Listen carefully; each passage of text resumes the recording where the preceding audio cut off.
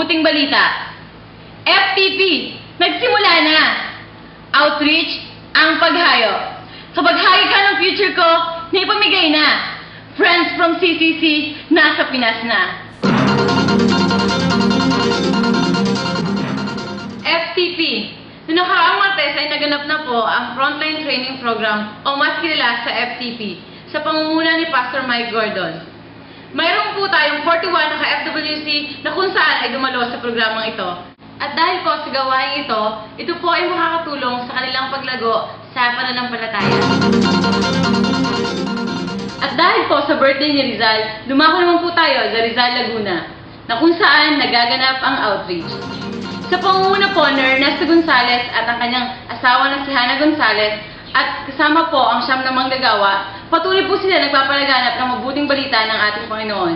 At dahil po rito, nagkaroon po tayo ng panibagong site na kung tawagin po ay Hero Bag. At para po sa iba pang karagdagang balita, narito po ang ating ka-FWC, Dudes. Pasok! Salamat, Lele. Magandang umaga, mga ka-FWC.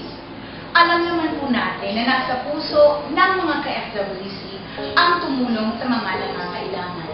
Noong nakaraang June 5, 2011, meron po tayong naganap na programa na tinatawag na Kabaghagi Ka ng Future Ko.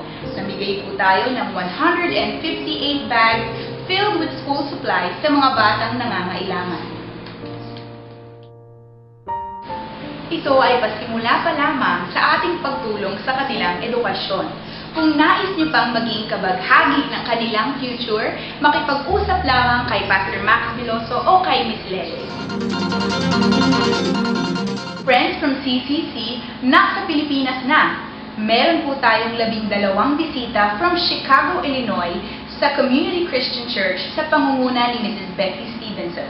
12 po silang tumutulong sa iba't ibang ministeryo ng frontline tulad ng hospital ministry, street feedings, outreach, sa school, at sa pagbibisita sa iba't ibang sites at gawain ng frontline. Ito po ang inyong ka-FWC, Miss Dudes Dayo. Maraming salamat po. Back to you, Lele. At ito naman po ang inyong ka-FWC, Lele Belaldia, at bumabati na. Magandang umaga, Frontline!